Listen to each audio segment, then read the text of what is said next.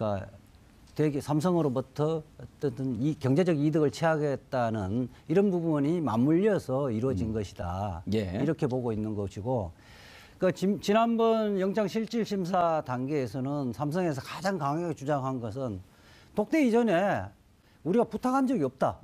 이렇게 이야기를 했고, 특검에서 거기에 대한 소명 자료가 좀 부족했던 건 사실이에요. 예. 그래서 이번에 그 부분을 이렇게 수사에 집중을 했었는데 몇 가지가 나왔죠.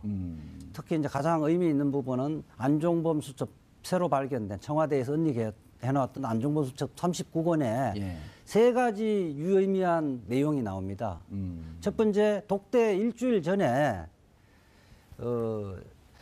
박상진 사장이 안종범 수석을 만나서 우리가 경영권 방어에 굉장히 취약하다.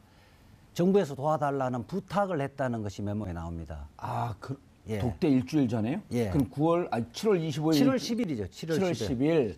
그리고 그거를 M&A 일주일 전이네요. 그렇게 되면 합병 그렇죠. 일주일 전. 합병 일주일 전. 합병 일주일 전이죠. 예. 7월 그렇게 10일이면. 하고 박근혜 대통령이 안종범 수석에서 합병 도와주라고 여러 차례 지시를 했고, 그다음에 장충기 삼성 그 미래전략실 사장이 안종범 수석에게 수십 차례에 통화를 하고 접촉을 한 근거들이 나옵니다. 예. 그렇기 때문에 사전에 자기들이 부탁한 것이 없다는 이재용 측의 주장은 이제 거짓말이 드러난 거죠.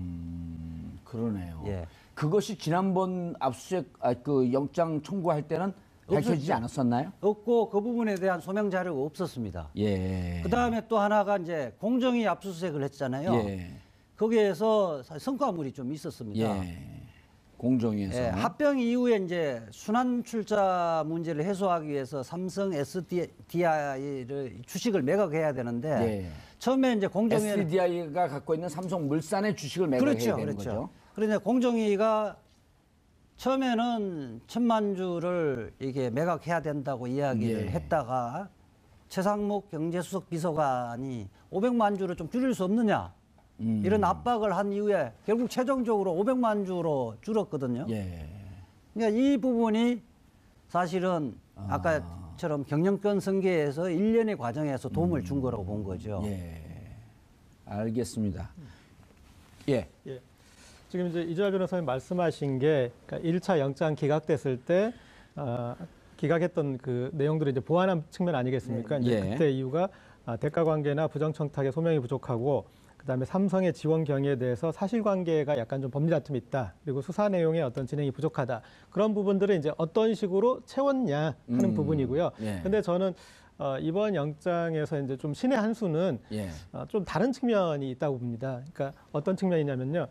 지금 이재용 부회장의 영장에 대해서 다른 대기업 회장들도 이렇게 정말 목이 예의주시하고 있죠. 예의주시하고 있는 가장 큰 이유는 뭐냐면 그동안에 모든 기업들이 막았던 패러다임은 강요죄예요. 예. 대통령의 청와대의 강요에 의해서 우리는 했을 뿐이다. 피해자다. 예. 피해자 코스프레로 전부 다 하고 있고 그 최전선에 이재용 부회장이 버티고 있는 거 아니겠습니까? 그렇죠. 그런데 지금 이제 이재용 부회장에 대해서 기존 사안에 대해서 이 뇌물죄 이 부분으로 만약에 영장이 떨어진다면 다 무너지는 거죠. 다 무너지는 다 거죠. 무너지는 그러니까 이른바 이제 미르재단하고 K스포츠 재단에 돈 들어간 거를 예. 뇌물죄로 하게 되면 나머지 기업들도 다 하는 거 무너지는 아니에요. 그런데 예.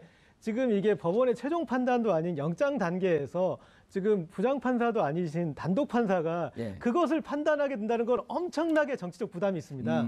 왜냐하면 이것에 대해서 지금 장외전이 벌어지고 있어요. 국민 여론은 압도적으로 이번에 이재용 부회장 구속하는 게 맞다라고 보고 있지만 예. 지금 언론들은 지금이 지금 삼성에 충성할 수 있는 기회지 않습니까? 그럼 득달같이 지금 일어나서 이것에 대해서 삼성 특검이냐면서 지금 벌써 시비를 걸고 있어요. 그러니까 그것에 대해서 엄청나게 부담이 있는 거죠. 그런데 지금 특검이 범죄 수익 은닉과 국외재산 도피 부분을 걸어줬단 말이에요. 예. 그래서 그러면 이것은 어떤 범죄의 상당성으로도 상당히 충분히 크고 그리고 그것에 대해서 어떤 지금 이제 일련의 과정에서 삼성이 이것은 증거인멸을 했던 내용입니다. 처음에 정유라에 대해서 지원도 안 했다.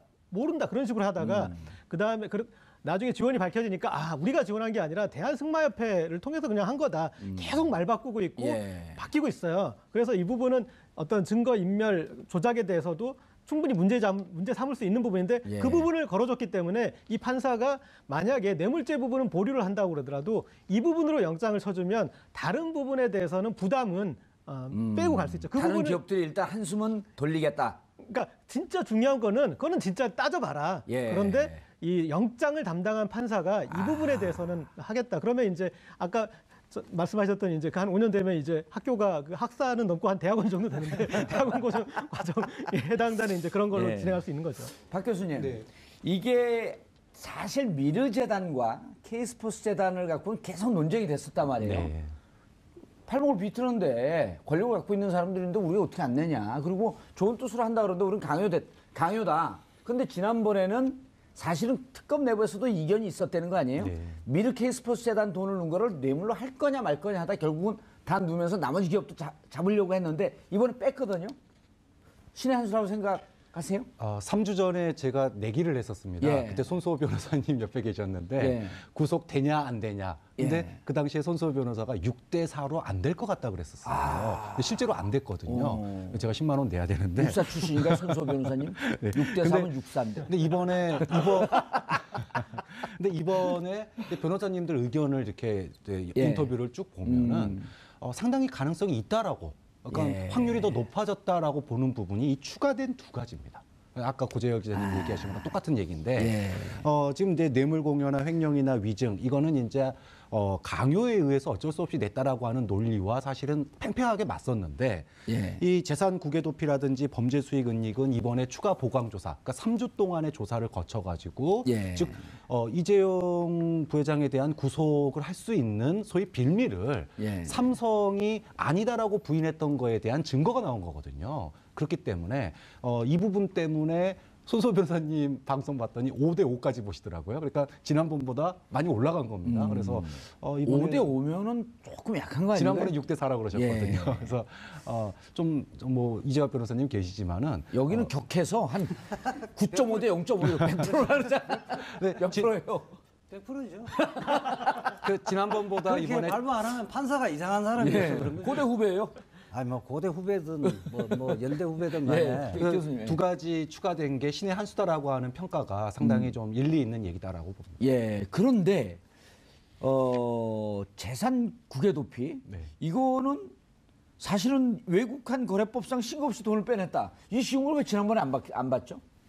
그게 이제 그렇죠. 이제 이게 이 법도 뇌물죄 넘고치 있어서 그랬나요? 횡령에 포함시켜서 예. 다시 검토를 안 했었는데 다시 이제 검토를 하니까 특검이라는 게 충분하게 그 시간이 법리를 없잖아요, 검토할 지금. 시간이 없기 때문에 예.